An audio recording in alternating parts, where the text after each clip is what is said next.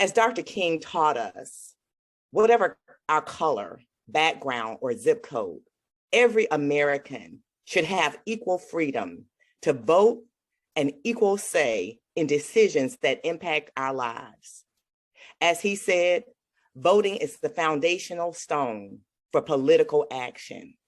Yet the maps that were released last week by the Tennessee supermajority legislator are divisive and a clear partisan political power grab that achieves its goal of power by dividing our racially minority communities, treating Tennesseans like pawns in a chess game, instead of people deserving of fair representation. Their map divides us along racial lines and divides up Nashville's most diverse communities to dilute the power of their votes, which is not only immoral, but also unconstitutional and a threat to our already vulnerable democracy. As a Christian and a pastor, I believe that all people are made in the image of God. We truly want to live in a democracy that represents the people, not the interests of politicians, not the interests of our leaders. Our leaders must honor and respect the right of every person to be heard and represented. Denying and manipulating representation through gerrymandering only leads to silencing the voices of those who are already ignored in our political process. It is the duty of our elected officials to embody and enact the will of the people, not to silence those voices they feel are counter to their own. Gerrymandering silences the voice. These maps do not honor the legacy of Dr. Martin Luther King Jr., and they must be rejected handily.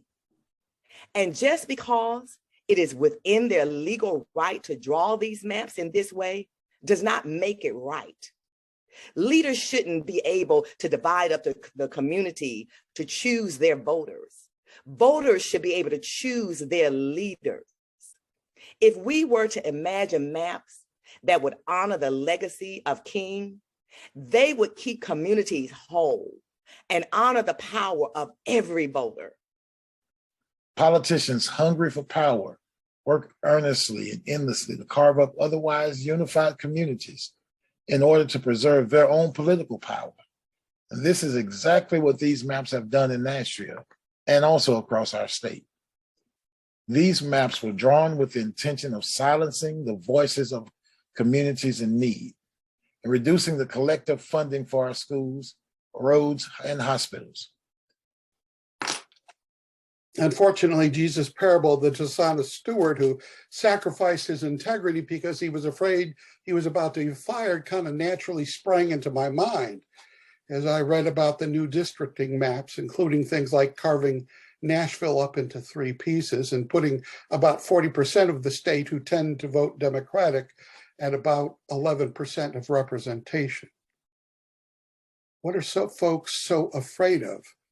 That they would intentionally design districts to provide less representation for the people of Tennessee.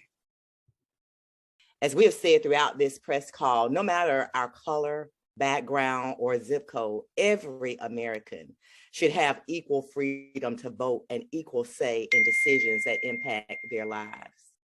Throughout our history, guided by leaders like Dr. Martin Luther King Jr., we have fought to ensure more Americans have their freedom to vote honored and that every American is able to cast their vote and have it counted.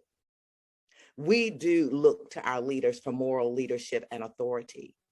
But sadly, right now, the majority of Tennessee's elected leaders are inflicting the same injustice that the civil rights movement fought valiantly to address by making it harder to vote and creating gerrymandering and divisive maps in order to hold power and rule for themselves, the wealthy few.